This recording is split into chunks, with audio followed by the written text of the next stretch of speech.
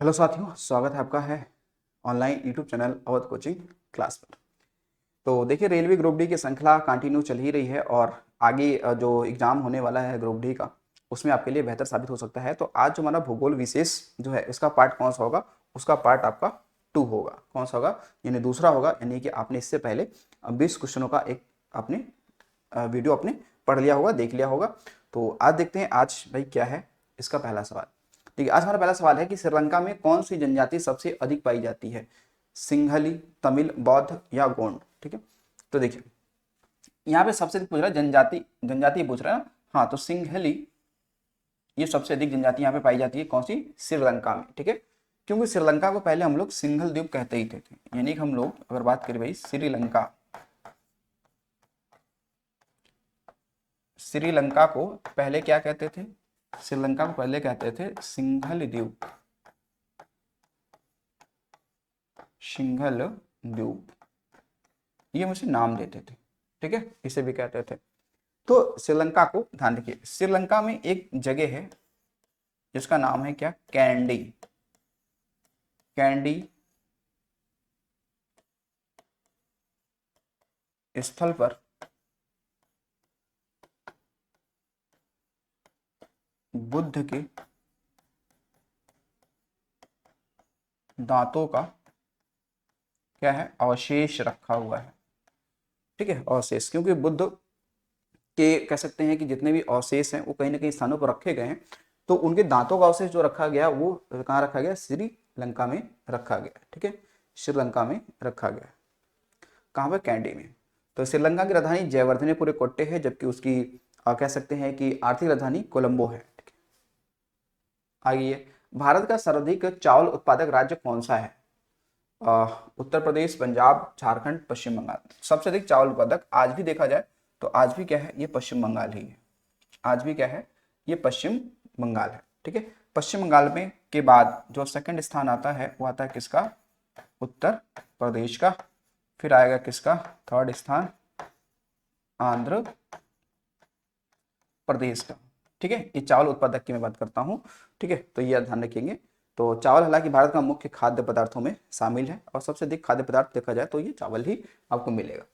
चावल पश्चिम बंगाल में देखिए क्या होता है ना, पश्चिम बंगाल में जो होता है वो चावल एक साल में 3 बार होता है। कितने बार होता है? एक साल में 3 बार उगाया जाता है, क्योंकि पश्चिम बंगाल में वर्षा की मात्रा ठीक ठाक होती है और आपने देखा कि चावल की खेती के लिए वर्षा की आवश्यकता होती है, वर्षा चाहिए उसको। ठीक है, तो यहाँ पे देखेंगे जो पश्चिम बंगाल में चावल की 3 प्रकार की किस्में यानी एक साल में 3 बार होती है। जैसे हमारे यूपी में एक साल में 2 बार हम लोग कर लेते हैं, नहीं, एक बार साठा हो जाता है और एक अपन नॉर्मल सामान्य हो जाता है। लेकिन यहाँ पे 3 बार होता है, जैसे कि बोरा, ओस और एक प्रकार की और प्रजाति धान की होती है। जैसे एक होता है यहाँ पे आप देखेंगे, एक बोरा,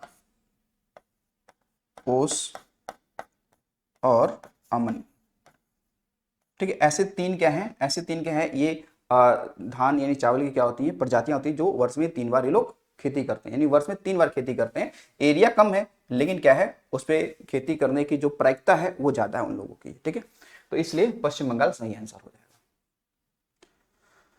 जाएगा। देखिए, भारत में सर्वाधिक स्वर्ण उत्पादन करने वाला राज्य कौन सा है? केरल, कर्नाटक, महाराष्ट्र या पंजाब? ठीक है, भारत में सर्वाधिक स्वर्ण उत्पादन यानी सोने यानी गोल्ड, तो सबसे अधिक कौन करता है भाई? देखो, कर्नाटक करता है। हमें लगा 99% तो यही कर्नाटक ही करता है।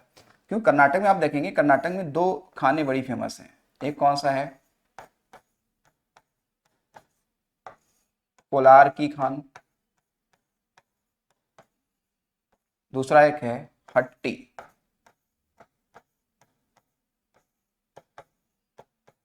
हट्टी की खान। ठीक है, बाकी यहाँ पे गोल्ड चैंपियन रीफ भी है। ठीक है, तो ये काफी ज्यादा सोने के उत्पादन ये लोग इस खान से होती है। ठीक है, तो कर्नाटक बहुत ही आगे है स्वर्ण के उत्पादन में। ठीक है, अच्छा, ऐसा नहीं है कि केवल कर्नाटक, कर्नाटक के बाद में आप देखेंगे तो आंध्र प्रदेश में भी सोने का उत्पादन होता है। ठीक है, वैसे आप देखेंगे तो जितनी भी नदियां हैं, नदियों की जो रेत में, जिन नदियों की रेत में प्लेजर निक्षेप पाए जाते हैं उसमें सोने के कण भी पाए जाते हैं। जैसे आप देखोगे, जैसे आपकी एक नदी हो गई सोन नदी हो गई, स्वर्ण रेखा नदी हो गई, सिंधु हो गया, रामगंगा हो गया, गंगा हो गया। ठीक है, ये ऐसी नदियां हैं जिनकी नदियों के कह सकते हैं कि बालू जो है उनके जो निक्षेप हैं उनमें ये सोने के कण पाए जाते हैं। ठीक है, जैसे सिंधु नदी हो गई। ठीक है, बाकी कह सकते हैं हम लोग कि जैसे अगर मैं बात करूं स्वर्ण रेखा, क्योंकि ये नाम ही ऐसे पड़ा है स्वर्ण रेखा, क्योंकि सोने के कण पाए जाते हैं। स्वर्ण रेखा, चाहे मैं बात कर लूं सोन, है नी, चाहे आप बात कर लें किसकी, सिंधु, है नी, सिंधु, चाहे आप बात करें हमारे यूपी वाले क्षेत्र में कौन सा, गंगा, रामगंगा या गंगा, गंगा आदि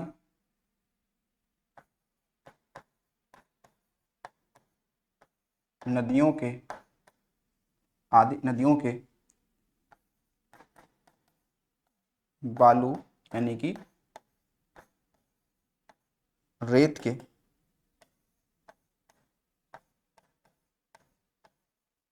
प्लेजर निक्षेपों में, प्लेजर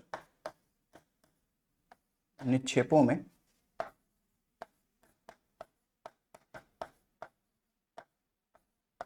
सोने के कण पाए जाते हैं।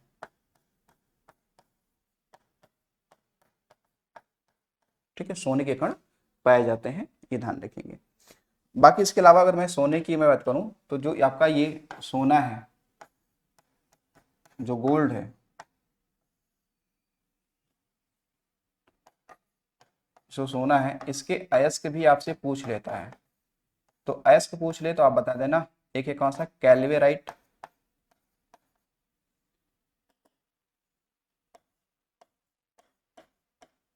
कैल्वेराइट, और एक है कौन सा, सिल्वेनाइट, सिल्वेनाइट। तो ये सोने के क्या है, अयस्क हैं जिससे सोना निकाला जाता है। बाकी मैं अगर और भी देखो बात कर लूं, जो स्वर्ण है, जो आपका सोना है, ठीक है, यानी जो आपका भाई गोल्ड है, तो जो गोल्ड है इसके बारे में ध्यान रखेंगे कि ये क्या है, सर्वाधिक, सर्वाधिक तन्यता व आघात वर्धनी धातु है। मतलब ये काफी ज्यादा इसमें मतलब लचीलापन है, काफी ज्यादा, ये जितने भी आघात मारेंगे उतने ही ये फैलता जाएगा, बहुत ही पतली इसकी चादर बन जाएगी। इसलिए आपने कहा कि सोने के आभूषण बहुत ही पतले पतले होते हैं। ठीक है, तो ये आघात वर्धनी सर्वाधिक वाली। ठीक है, तो सोने के बारे में ध्यान रखना। सोना, हालांकि शुद्ध सोना आपका 24 कैरेट का होता है नहीं, 24 कैरेट का होता है, और होल मार्क आपने चिन्ह देखा होगा, वो सोने की शुद्धता को प्रमाणित करता है। निम्न में से कौन सा विशालतम रेगिस्तान है, सहारा, लीबियन, गोबी मरुस्थल या सहारा। देखिए विशालतम कह रहा है, तो विशालतम की बात करते हैं तो ये कौन सा है, सहारा रेगिस्तान है। ठीक है, जो कि कहाँ मिलेगा, जो कि ये मिलेगा आपको कहाँ पर, तो ये मिलेगा उत्तरी अफ्रीका महाद्वीप में, ये है नहीं, लगभग 11 देशों में इसका विस्तार आप देखेंगे। ठीक है, तो गोबी मरुस्थल अगर बात करें तो ये आपको मिलेगा कहाँ पे, तो ये मिलेगा मंगोलिया में। कहाँ मिलेगा, गोबी मरुस्थल मंगोलिया। तो मंगोलिया जो है ये चीन और रूस के बीच में है नहीं। तो मंगोलिया, जैसे उलान बटोर इसकी क्या है, राजधानी है। ऐसे और भी आपके रेगिस्तान है, उसको भी आप देख लीजिए। जैसे कि मैं अगर आपको कहूँ यहाँ पे एक आपका है आटा कामा मरुस्थल, आटा कामा मरुस्थल। अब आटा कामा मरुस्थल जो है ये हालांकि कैसा है, तो ये एक कह सकते हैं शीत मरुस्थल है। कैसा है, शीत मरुस्थल है। ठीक, उष्ण नहीं है, कैसा शीत है। तो ये आटा का मरुस्थल कहाँ पे है, तो मिलेगा आपको चिली में। कहाँ मिलेगा, चिली में है। ठीक है, उत्तरी चिली में ये है। ठीक है, और ये प्रशांत महासागर से लगा हुआ है, उत्तरी चिली में। ठीक है, प्रशांत महासागर के नजदीक ये है। तो जो ये आटा का मरुस्थल है, ये ध्यान रखिएगा, ये यहाँ पर सर्वाधिक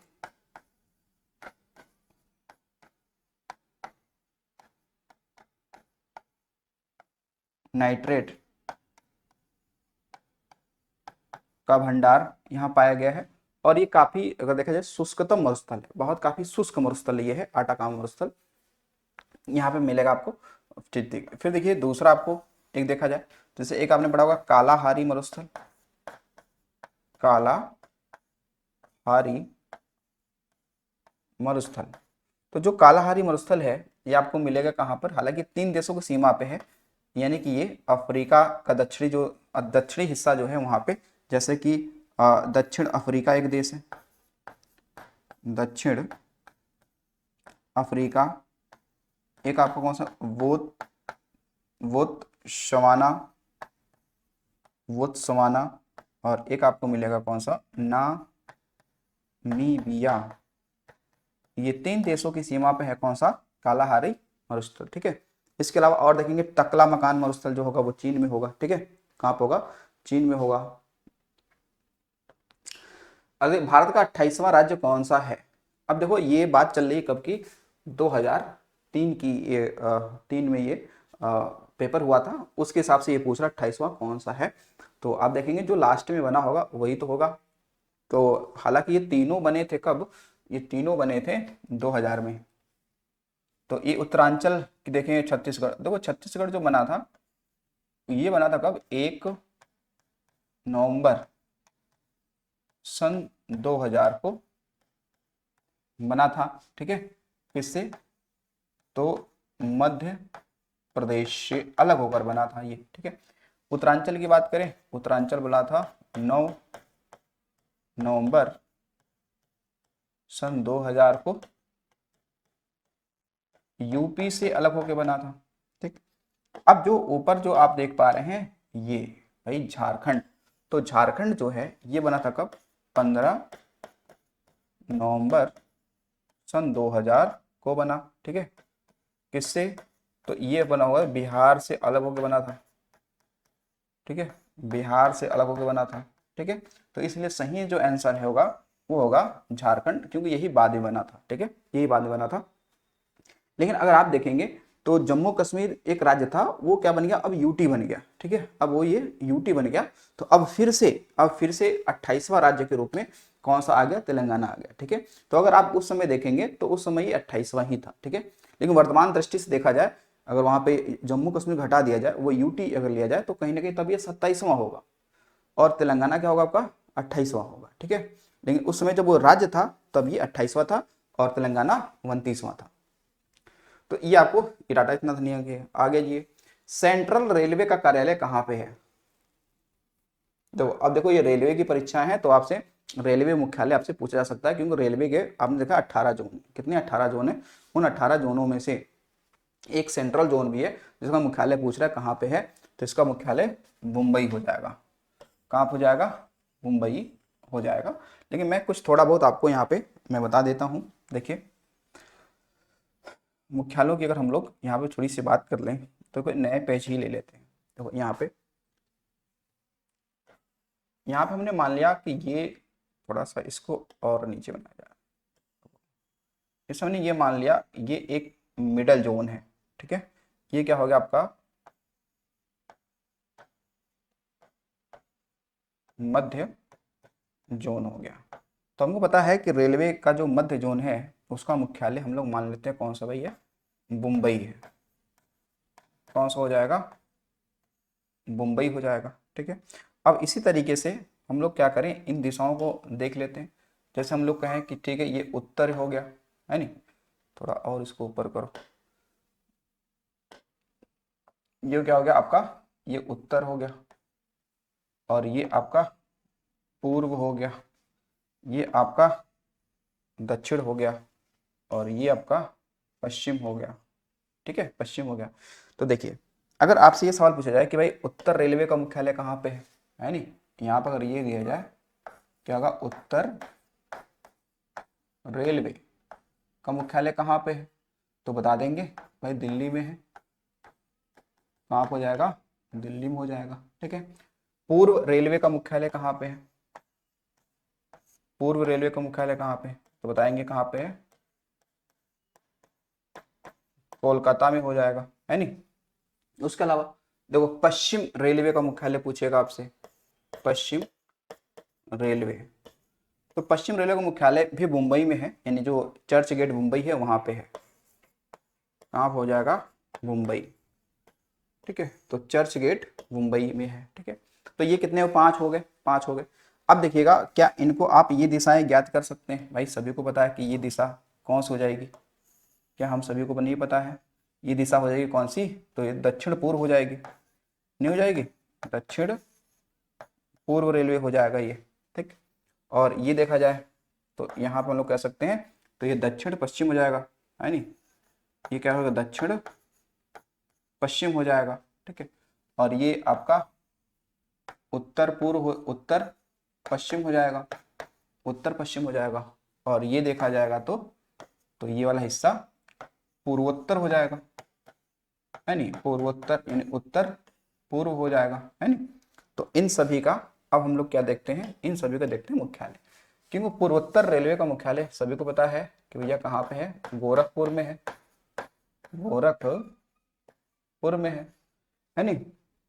और यहाँ पे देखिए दक्षिण पूर्व का मुख्यालय, इसका भी कहाँ पे है? कोलकाता में है। कहाँ पे हो जाएगा? कोलकाता में हो जाएगा। दक्षिण पूर्व का मुख्यालय अगर देखा जाए तो इसका हो जाएगा हुबली में हो जाएगा, हुबली। हुबली कहाँ पड़ता है? कर्नाटक। और ध्यान रखना, हुबली में ही क्या है? भारत का सबसे लंबा रेलवे स्टेशन है, सिद्धारूढ़ा रेलवे स्टेशन। ठीक है, जो कि हुबली में ही है। उत्तर पूर्व का हो जाएगा कहाँ पे? तो कहेंगे ये हो जाएगा जयपुर में हो जाएगा, नहीं हो जाएगा? जयपुर में हो जाएगा। ठीक है, और अब देखिए ये 12 हो गए ना, 12 नहीं हो गए, 9 हो गए, 4 4 8 1 9 हो गए। अब देखेंगे अब इसमें क्या होगा, ये बीच का भी देख लेते हैं हम लोग, है नहीं? ये क्या देखेंगे भाई? बीच का भी ये देखने वाले हैं। ठीक है, बीच का मतलब ये हो गया इस तरीके से कि यहाँ पे ये कहा जाएगा आपसे, हम ये कह रहे हैं आपसे, ये देखो कि क्या होगा? पूर्व मध्य रेलवे, है नहीं? ये क्या हो जाएगा? ये पूरब हो गया और ये बीच में हो गया, ये तो पूरब हो ही गया, तो ये क्या होगा आपका? मध्य का, पूर्व मध्य। पूर्व मध्य रेलवे का मुख्यालय कहाँ पे हो जाएगा? तो ये हो जाएगा हाजीपुर। तो हाजीपुर कहाँ पड़ता है? हाजीपुर पड़ता है बिहार में, है नहीं? और यहाँ पे देखा जाए तो ये दक्षिण मध्य होगा, नहीं होगा? ये क्या होगा? ये तो आपका दक्षिण मध्य हो जाएगा ना, फिर ये दक्षिण मध्य हो जाएगा। तो दक्षिण मध्य का मुख्यालय कहाँ पे है? तो ये हो जाएगा आपका सिकंदराबाद। कहाँ हो जाएगा? सिकंदराबाद हो गया, है नहीं? अच्छा नीचे नहीं लिखा था ना, ये दक्षिण रेलवे हो गया ना, दक्षिण रेलवे का मुख्यालय ये हो जाएगा चेन्नई में हो जाएगा। कहाँ हो जाएगा? चेन्नई में हो जाएगा। ये आपका पश्चिम मध्य रेलवे हो जाएगा, पश्चिम मध्य रेलवे का मुख्यालय ये जबलपुर हो जाएगा, जबलपुर। तो जबलपुर का जो मुख्यालय है ना वो आपका हो जाएगा, हाँ ये एमपी में पड़ता है। जबलपुर कहाँ होगा? एमपी में होगा। ये उत्तर मध्य हो जाएगा, उत्तर मध्य रेलवे का मुख्यालय ये हो जाएगा प्रयागराज हो जाएगा, उत्तर मध्य वाला, है नहीं? प्रयागराज में हो जाएगा। ठीक है, और यहाँ पे एक दक्षिण पूर्व मध्य रेलवे आ जाता है।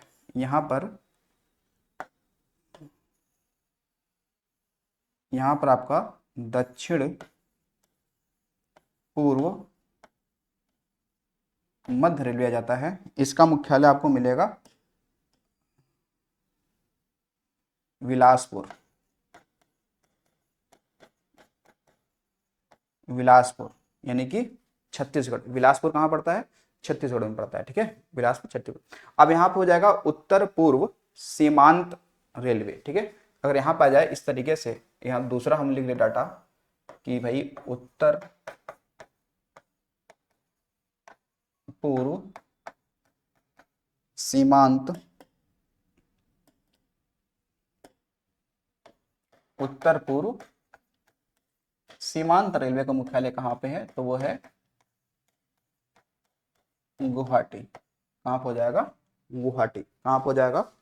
गुवाहाटी हो जाएगा। ठीक है, तो ये कुछ आपके क्या है रेलवे मुख्यालय हो गए। बाकी कोलकाता जो मेट्रो है, भारत का एकमात्र मेट्रो जो रेलवे मिनिस्ट्री यानी रेलवे मंत्रालय के अधीन है वो है कोलकाता मेट्रो, जो कि आप देखेंगे तो ये कहीं ना कहीं 1984 में भारत में पहली बार कोलकाता में मेट्रो चलाई गई थी। ठीक है, कोलकाता में चलाई गई थी, तो इसको आपको ध्यान रखिएगा।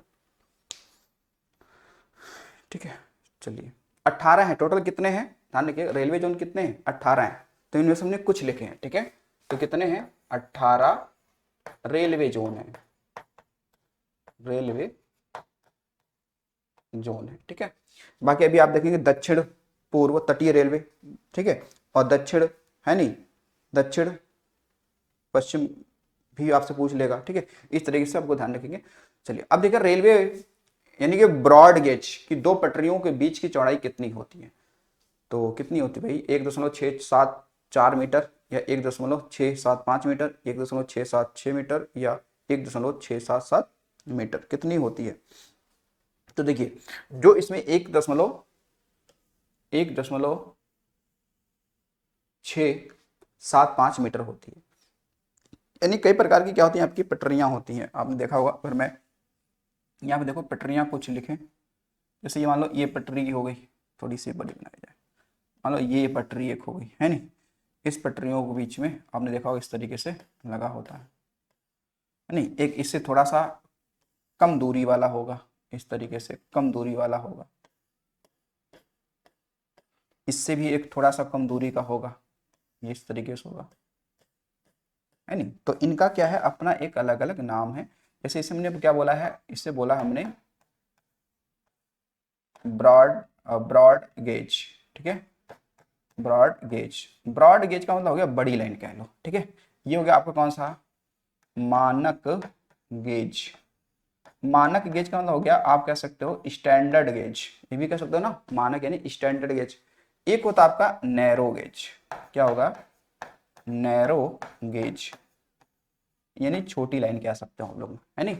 तो इनकी जो दूरी है, इनकी बीच की दूरी है, जैसे कि ये आपका ब्रॉड गेज जो हो गया, इसकी दूरी हमने कितनी लिखी यहाँ पे, तो 1.675 क्या है ये मीटर है नहीं, लगभग मान के चलो लगभग 1.5 मीटर से कुछ थोड़ा ज़्यादा ही है ना, कुछ थोड़ा ही ज़्यादा है। अब जो मानक गेज है इसकी दो पटरियों के बीच दूरी कितनी होती है, तो 1.435 मीटर, यानी कि 1.5 मीटर से कम है नहीं, थोड़ा सा कम। और जो आपका नैरो गेज होता है इसकी जो लंबाई होती है ये 0.6110 मीटर की ये होती है। ठीक है ना, होती है। ठीक है, तो ये मतलब ये है कि इनका मिनिमम आकार ये है कि इतना ही हो सकती है। ठीक है ना, बढ़ाने का बढ़ा ही सकते हैं, लेकिन नैरो गेज जो रेलवे लाइन होती हैं ये पहाड़ी क्षेत्रों में होती है। ये कहाँ पे होती है, पहाड़ी क्षेत्रों में होती है। तो जैसे नैरो गेज जो होता है ये कहाँ पे होगा, पहाड़ी क्षेत्रों में ये लाइनें बिछाई जाती हैं, पहाड़ी क्षेत्रों में। जैसे अगर हम बात करें जैसे शिमला कालका रेलवे लाइन है या दार्जिलिंग रेलवे लाइन है, ठीक है, ये माथेरन रेलवे लाइन जो महाराष्ट्र में है, ठीक है, तो ये सब रेलवे लाइन कैसी होंगी, नैरो गेज वाली होंगी। कैसी होंगी, नैरो गेज वाली होंगी। तो इसके लिए सही आंसर आपका 2 है। ठीक है, आगे ये भाखड़ा नांगल परियोजना किस राज्य में स्थित है, भाखड़ा, तो ये कहाँ पे है भाई, भाखड़ा वाला ये कहाँ पे है, पंजाब में है। कहाँ पे है, पंजाब में है। भारत का सबसे ऊंचा गुरुत्वी बांध है नहीं। भारत में रबड़ उत्पादन किस राज्य में सर्वाधिक होता है, तो सर्वाधिक होता है तो फिर ये केरल हो जाएगा। कौन सा हो जाएगा, केरल हो जाएगा। देखिए एक चीज मान लीजिए जो इसका एक पौधा होता है हीबिया है नहीं, हीबिया नामक पौधा होता है, उससे रबड़ का उत्पादन होता है। ठीक है, भारत में सबसे लंबा रेलवे मार्ग कौन सा है, भारत का सबसे लंबा रेलवे मार्ग कौन सा है, तो ये ध्यान रखेंगे ये है भाई कौन सा, उत्तर रेलवे है नहीं। आपने पढ़ा था उत्तर रेलवे का जो मुख्यालय है, जो हेड क्वार्टर है, वो हमने कहाँ पढ़ा, अभी तो पढ़ा दिल्ली पढ़ के आ रहे हैं, ये तो पढ़ा के आ रहे हैं ना, दिल्ली में है नहीं।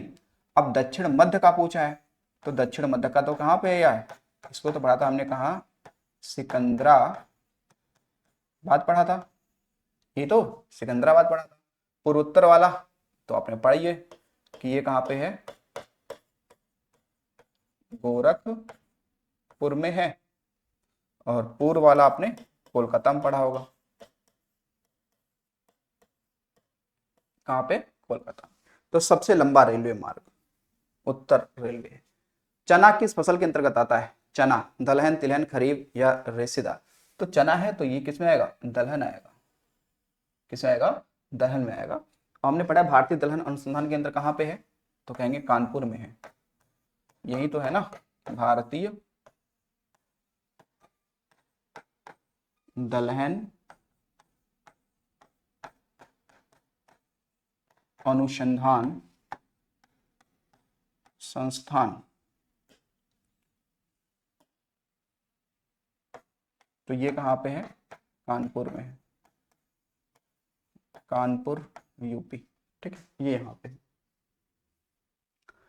भारत किस वस्तु का सबसे ज्यादा निर्यात करता है? कॉफी, मैग्नीज, सूती कपड़े, अभ्रक? तो भाई भारत सबसे ज्यादा जो करता है वो सूती कपड़े का ही करता है। ठीक है, यानी जो कॉटन होता है उसका ही करता है। और कॉटन किससे बनता है? कपास से बनता है। किससे बनता है? कपास। कपास को क्या कहते हैं? कपास को कहते हैं सफेद सोना कहते हैं। क्या बोलते हैं? सफेद सोना कहते हैं कपास को। ठीक है। अभ्रक, देखो अभ्रक एक प्रकार का क्या है? ये खनिज है अभ्रक, जिसे इंग्लिश में हम लोग वैसे माइका भी कहते हैं। क्या बोलते हैं? माइका। ठीक है, माइका कहते हैं।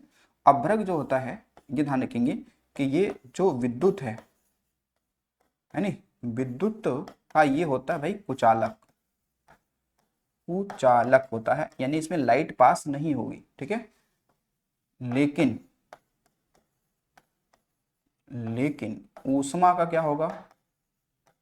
ऊष्मा का होता है सुचालक।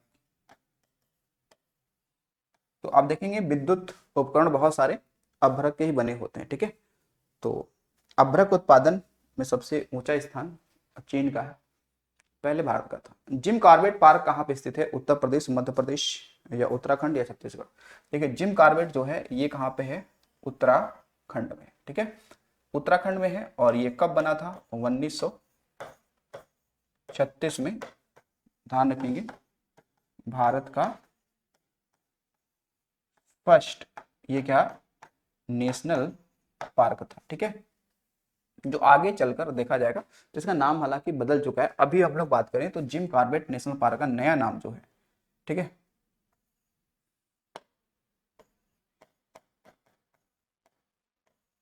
इसका नया नाम क्या हो चुका है? तो वो हो चुका है राम गंगा नेशनल पार्क, है नहीं। हालांकि उत्तराखंड के नैनीताल जिले में है। कहाँ पे? उत्तराखंड के नैनीताल जिले में है। हालांकि इससे पहले जिम कॉर्बेट से पहले इसका नाम था हेली नेशनल पार्क। क्या था? हेली नेशनल पार्क था। और ये भारत का पहला, जिम कॉर्बेट ध्यान रखेंगे, भारत का पहला ये क्या टाइगर रिजर्व भी है, जो 1973 में बना था। ठीक है, ये भी ध्यान रखेंगे कि भारत का पहला टाइगर रिजर्व भी है। ठीक है, तो जिम कॉर्बेट भारत का प्रथम क्या है भाई? तो यह है टाइगर रिजर्व भी है। टाइगर रिजर्व जो कब बना था? 1973 में, क्योंकि टाइगर प्रोजेक्ट 1973 में आया ही था। ठीक है, लेकिन ये ध्यान रखिएगा कि भारत का नवीनतम की मैं बात करूं, यानी कि 58वां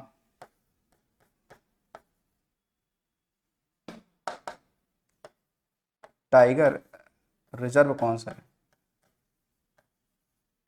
ठीक है, तो वो है माधव, माधव राष्ट्रीय उद्यान या माधव टाइगर रिजर्व,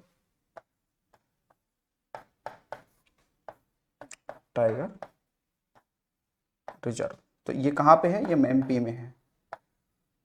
यानी कि अब इसके बनने से भारत में तो टोटल 58 टाइगर रिजर्व हो चुके हैं और एमपी में केवल 9 टाइगर रिजर्व हो चुके हैं। यानी ये मध्य प्रदेश का 9वां टाइगर रिजर्व होगा और देश का 58वां होगा। ठीक है, तो ये आप ध्यान रखेंगे कि ये अभी न्यूनतम यानी कि 2025, यानी कि जो मार्च चल रहा है, मार्च 2025 में ही पर्यावरण मंत्रालय ने इसकी मंजूरी दे दी है कि 58वां टाइगर रिजर्व होगा ये भारत का। पहला कौन सा है? Jim Corbett. और 58वां लेटेस्ट वाला कौन सा है?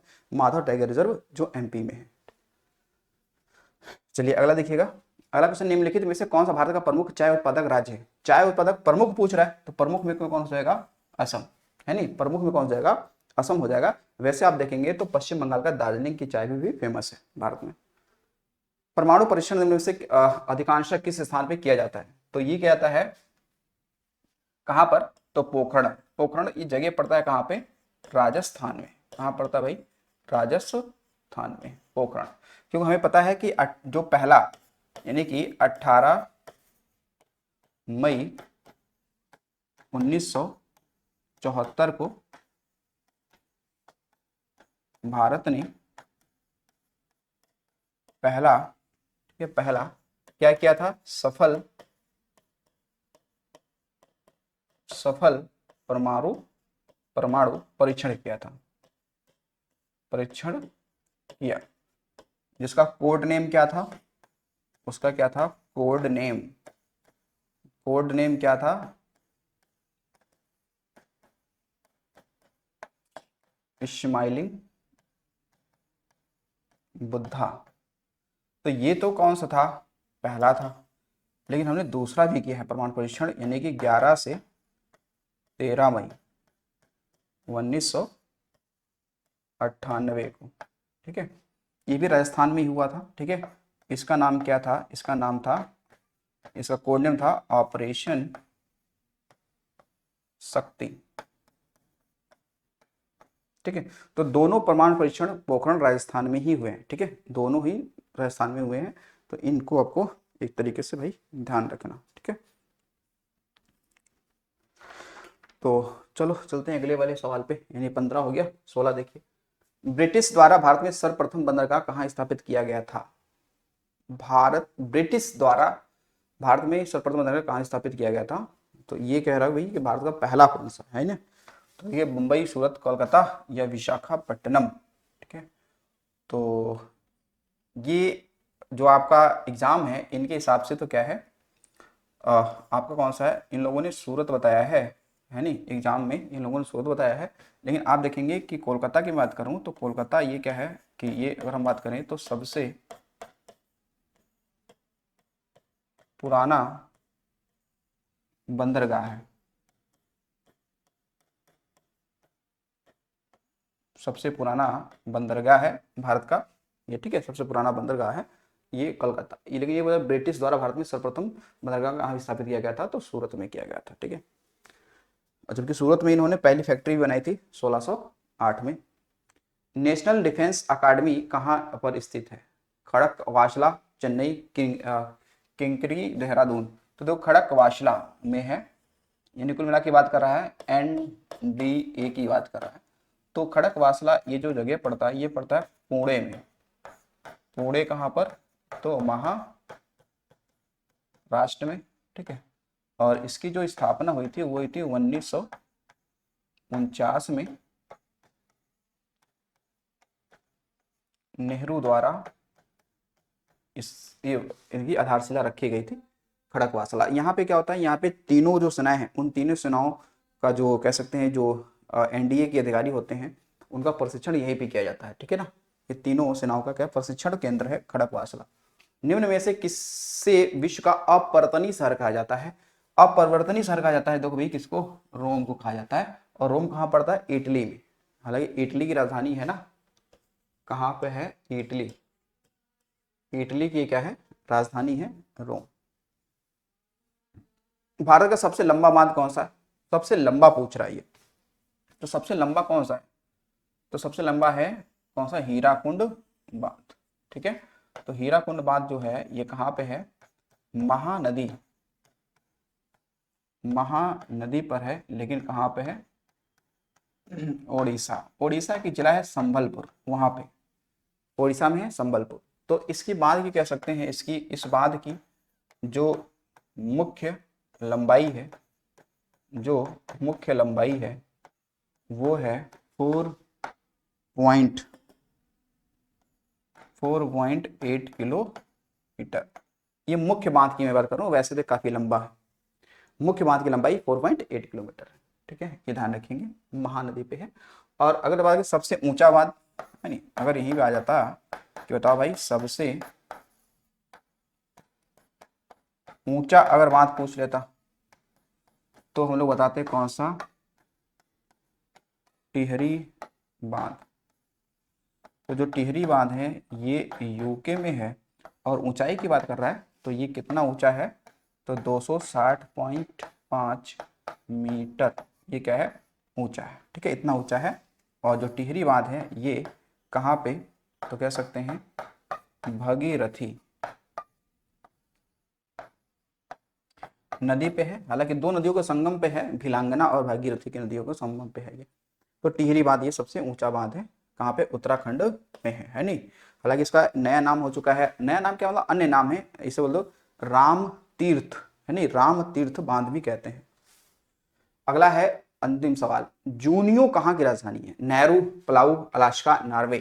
तो भाई जूनियो जो है ये नेहरू की राजधानी। नेहरू क्या है, नेहरू एक एक दक्षिणी प्रशांत महासागर में, दक्षिणी प्रशांत महासागर में द्वीपीय देश है, द्वीपीय देश है। ठीक है, द्वीपीय देश है। तो ये हो गए क्या आपके आज के टोटल 20 क्वेश्चन हो गए, जो पिछले बारी ये सवाल आए हुए थे। ठीक है, तो आई होप ये चीज़ आपको समझ में आई होंगी। चलिए मिलते हैं अगले वीडियो में, आज के लिए इतना ही। Thanks for watching.